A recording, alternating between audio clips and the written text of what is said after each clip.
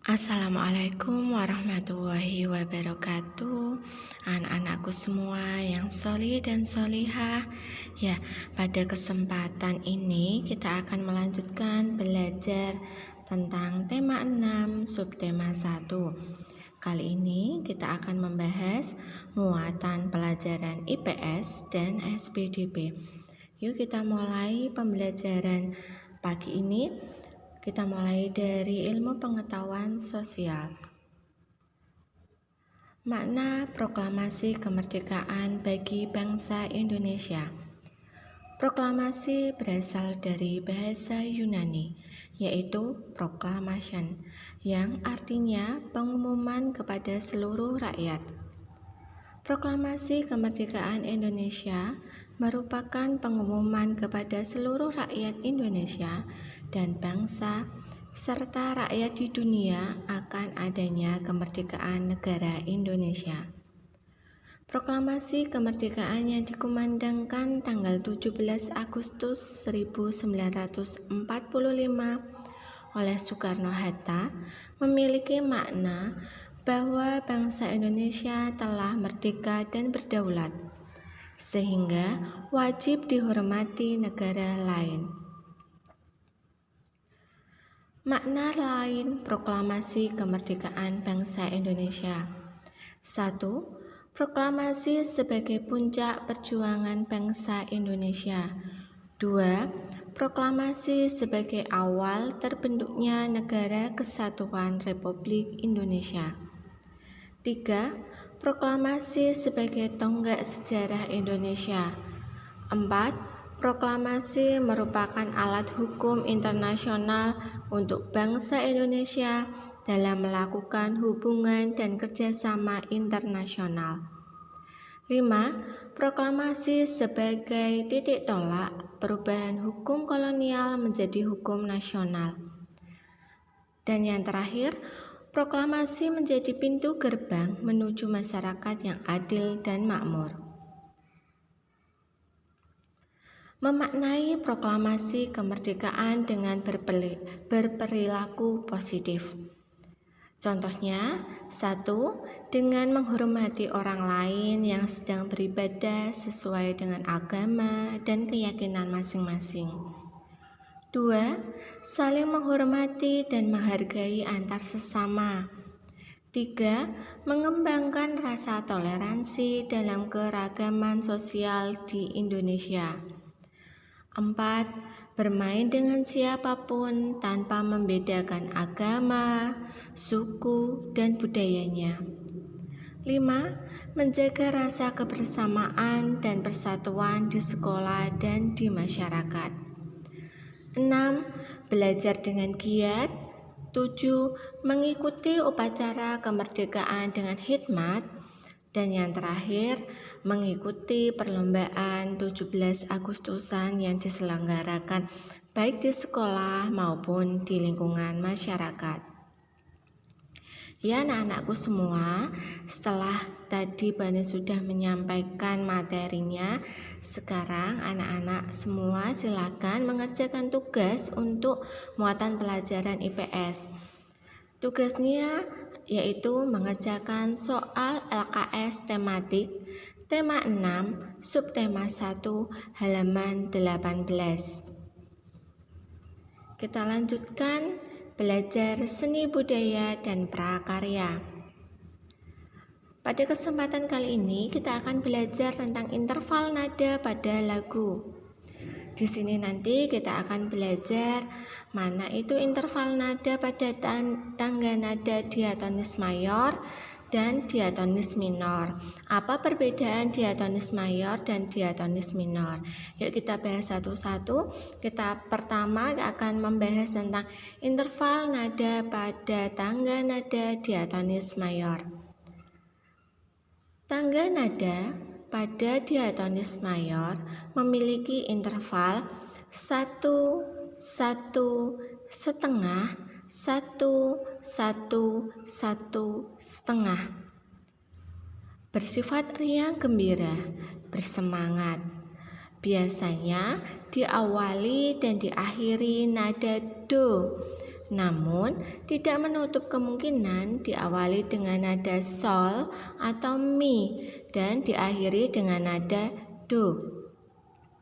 Contoh lagunya adalah Maju Tak Gentar, Indonesia Raya, Hari Merdeka, Halo Halo Bandung, Indonesia Raya, Garuda Pancasila. Ya, ini nanti lagunya bersifat gembira, bersemangat ya. Sedangkan selanjutnya adalah interval nada pada tangga diatonis minor.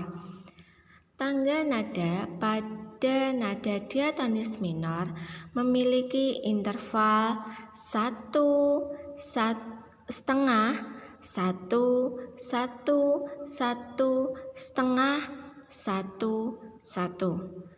Lagunya bersifat sedih, lagu kurang bersemangat.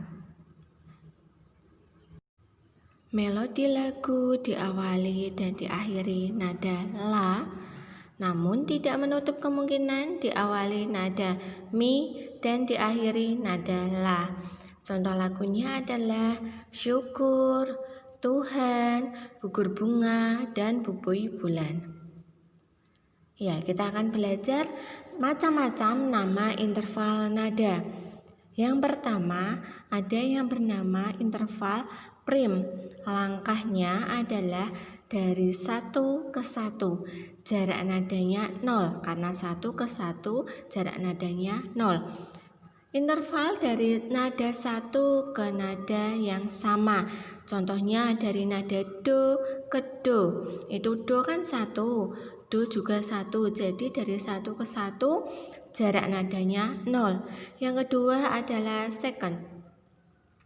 Langkah 1 ke 2, jadi jarak nadanya 1. Interval dari nada 1 ke nada kedua di atas atau di bawahnya. Di sini dicontohkan do ke re. Yang ketiga das, yaitu langkahnya dari 1 ke nada 3. Jarak nadanya 2. Interval dari nada 1 ke nada 3. Di sini dicontohkan do ke mi, yaitu do ke re itu 1, re ke mi 1, jadi do ke mi jaraknya 2. Yang keempat ada quart, yaitu langkah dari interval 1 ke nada 4. Jaraknya adalah 2,5. Contohnya di sini do ke fa. Do ke re 1, re ke mi 1, mi ke fa setengah. Jadi jarak nadanya dari do ke fa adalah 2,5. Kelima, quint, yaitu interval 5 nada dari do ke sol. Contohnya ya, dari do ke sol. Do ke re 1, re ke mi 1, mi ke fa setengah, fa ke sol 1. Jadi jarak dari do ke sol adalah 3,5. Yang keenam adalah interval 6 nada, yaitu dari do ke la. Contohnya ya, dari do, re, mi, fa, sol, la, berarti 4,5 nada. Yang ketujuh adalah septem, yaitu interval 7 nada dari do ke si. Dapat kita hitung sendiri ya, itu do ke re, re ke mi, mi ke fa, fa ke sol, sol ke la, dan la ke si. Intervalnya ada 7 nada, tapi jaraknya 5,5. Dan yang terakhir adalah oktav, interval 8 nada dari do kembali ke do. Ya, dari do kembali ke do ini terdapat 8 interval nada yang kalau kita hitung seluruhnya jaraknya ada 6 nada. Dan yang terakhir kita akan belajar tentang memainkan alat musik. Di sini sudah dicontohkan beberapa alat musik dari beberapa provinsi dan namanya dan bagaimana cara memainkannya. Di situ ada Ada yang pertama adalah dari Provinsi Aceh, namanya seruni kale. Cara memainkannya dengan ditiup, serta terdapat lubang yang dimainkan dengan jari sebagai pengatur nada, seperti seruling ya.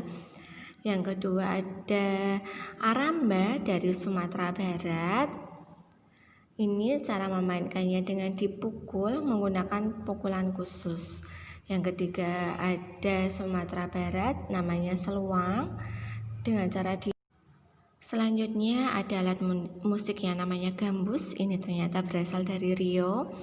Dengan cara dipetik, cara memainkannya dipetik dengan jari. Selanjutnya adalah gambus juga, tapi dari Jambi.